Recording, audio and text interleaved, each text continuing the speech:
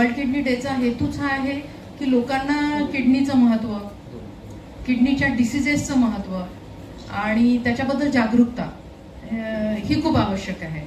आणि याची आवश्यकता आणखी वाढत चालली आहे, कारण किडनी डिसिजेसचे जे नंबर्स आहेत ते खूप जास्त वाढत चालले आहेत सध्या. पूर्ण जगभरात किडनी डिसिजेसचे नंबर्स खूप जास्त आहे. आपल्या इंडियात जर आपण, आपल्याकडे अशा काही रजिस्ट्री नाही आहे की नेमके किती आहे, पण जिथे जिथे ज्या काही स्टडीज झाल्या त्यांनी हे बघितलंय की जर किडनी डिसीज आहे जर चेक केलं तर म्हणजे हे नंबर्स खूप जास्त आहेत आणि याच्याबद्दल आपण काही करायला पाहिजे. आता का करायला पाहिजे? काय होतं, किडनी डिसीज झाली म्हणजे फक्त पेशंटचा किडनीवर थोडा परिणाम होतो, थोडं क्रिएटिनिन वाढतं, असा लोकांचा कन्सेप्ट असतो. तर हा चुकीचा आहे. कारण जेव्हा किडनी डिसीज होतो, जेव्हा क्रिएटिनिन वाढायला लागतं, ही सुरुवात असते. ही सुरुवात नाही आहे, त्याच्या आधी पण किडनीमधनं कधी युरिनमध्ये काही ॲबनॉर्मॅलिटीज येतात, प्रोटीन्स जातात, काही प्रॉब्लेम्स पेशंटला असूही शकतात आणि नसूही शकतात. कधी कधी काही सिम्पटम्स नसतात आणि ही अशी स्टेज आहे की ह्या स्टेजमध्ये जर डिटेक्ट केलं, चेकअप केलं आणि तेव्हाच्या तेव्हा ऍक्शन घेतली तर मग तो किडनी डिसीज होणं आपण थांबवू शकतो. कारण मग एकदा जर तो पुढे प्रोग्रेस व्हायला लागला, वाढत चालला, तर मग कठीण होतं त्याची रोकथाम करणं. तरी सुद्धा आपण काही ना काही करून त्याला थोडंसं रिव्हर्स करू शकतो. पण सगळ्यात बेस्ट काय राहील की आपण त्याची सुरुवात जेव्हा होते तेव्हा त्याला थांबवणं. साठी जी ट्रीटमेंट असते ती खूप जास्त एक्सपेन्सिव्ह आहे आणि त्रासदायक आहे. एक्सपेन्सिव्ह आहे कारण त्याच्यासाठी खर्च जवळपास 50,000, 1 लाख, 1.5 लाख लागू शकतो महिन्याचा, डिपेंडिंग अपॉन की कोण कुठे राहत आहे, त्यांना किती ती ट्रीटमेंट ऍक्सेसिबल आहे. एकतर हिमोडायलिसिस आहे, पेरिटोनियल डायलिसिस आहे, आणि ट्रान्सप्लांटेशन आहे. आता ट्रान्सप्लांटेशन बेस्ट ट्रीटमेंट आहे, पण मग आपल्याकडे डोनर्स नसतात तेवढे. म्हणजे असे पुष्कळ सारे प्रॉब्लेम आहे जर एकदा किडनी डिसीज वाढला, पुढे गेला तर, एकदा किडनी पूर्णपणे कामात न गेली तर. आणि ते जर आपण म्हटलं की आपल्याला प्रिव्हेन्शन करायचं आहे, जसा किडनी डिसीज होतो आहे आपल्याला थांबवायचा आहे, तर सोपं आहे ना कधी पण की आपण त्याला पूर्णपणे नॉर्मली आणू शकतो, त्याचं तिथेच अरेस्ट करू शकतो. म्हणजे किडनीचं काम थोडं कमी झालं आणि ते तसंच राहणार, ही सुद्धा आपण प्रयत्न करू शकतो. तर याच्यासाठी आता कोण प्रयत्न करणार? ज्यांना किडनीचा डिसीज झालाय ते लोक प्रयत्न करणार, त्यांचे फॅमिलीवाले करणार, पण तेवढंच नाही, नॉर्मल लोकांना सुद्धा माहीत असणं आवश्यक आहे. याला आपण हेल्थ लिटरसी म्हणतो. म्हणजे त्यांना माहीत असलं पाहिजे की कशामुळे किडनी डिसीजेस होतात आणि त्याच्यासाठी आम्ही काय करू शकतो, कशी याची रोकथाम करू शकतो.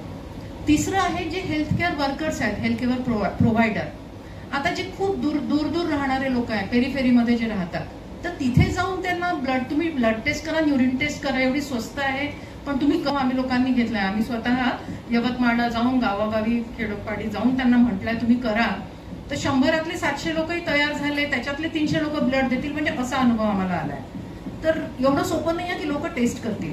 तर म्हणून त्यांच्याशी सतत इंटरॅक्शन करणं, त्यांना जागृत करणं, हे काम तुम्ही लोक खूप चांगल्याने करू शकता. म्हणून आम्ही असा विचार केला की आपण तुम्हाला बोलवलं पाहिजे. आता लोक विचारतात की खूप किडनी डिसीजेस होत आहेत आजकाल, तर काय कारण आहे? आता जुने कारण तर आपल्याला, तुम्हाला मला असं वाटतं माहीत असतील, जे नोन आहेत की फॅक्टर्स, जसं की कोणाला डायबिटीस आहे, कोणाला ब्लड प्रेशर आहे, कोणाला फॅमिलीत किडनी डिसीजेस आहे, तर त्यांना जास्त रिस्क असते किडनी डिसीज होण्याची. याच्या व्यतिरिक्त काही अशा गोष्टी आहे की ज्या लोकांना कधी कळतात, कळूनही ते लोक स्वतः ऍक्सेप्ट करत नाही. जसं की पाणीच कमी पिणार, हर्बिसाइड, पेस्टिसाइड याचा युसेज आहे, पेन किलर आहे, कोणते आयुर्वेदिक मेडिसिन, असे खूप सारे फॅक्टर आहेत. आता आम्ही आज असा विचार केला की आता रिसेंटली आम्हाला लक्षात आलं, डॉक्टर पंकज जवांदे आहेत आपल्यासोबत, तर त्यांनी एका पेशंटला, इनफॅक्ट 2 पेशंट्स होते की जेवणाचं खूप जास्त कौतुक असतं आणि त्यांना त्याच्यासाठी काही करतात. तर मग त्याच्यासाठी ते क्रीम वापरणार, कोणते क्रीम, काय त्याचं रेग्युलेशन, कोणत्या रेग्युलेटरी सोसायटीज आपल्या इथे काय किती काळजी घेतील, ते थोडंसं कठीण आहे. एवढा मोठा देश आहे, कोणत्या सोसायटी कुठे कुठे काय बघत आहे, जेव्हा की ही त्यांची रेस्पॉन्सिबिलिटी बनते.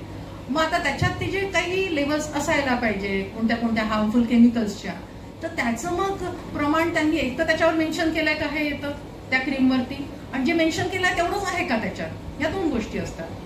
आता ह्या डॉक्टरांनी जे आता ते तुम्हाला प्रेझेंट करतीलच ती केस, की कसं त्या म्हणजे त्यांना मग लक्षात आलं की या पेशंटला किडनीचा प्रॉब्लेम आहे, आणि मग का आहे म्हणून त्यांनी जेव्हा चेकअप करत गेले तर लक्षात आलं की ते क्रीम रिस्पॉन्स.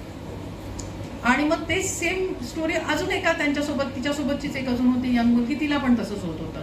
तर म्हणजे ह्या अशा गोष्टी आहे की याच्याबद्दल, ज्याला म्हणून मी म्हटलं जो शब्द आहे हेल्थ लिटरसी, जसं आपल्याला प्रत्येक गोष्टीबद्दल माहिती पाहिजे, पेशंटनी स्वतःला एज्युकेट करणं, हे कळवणं, स्वतःला समजून घेणं की ह्या गोष्टी आहे की ज्यांनी आपल्याला प्रॉब्लेम येऊ शकतो.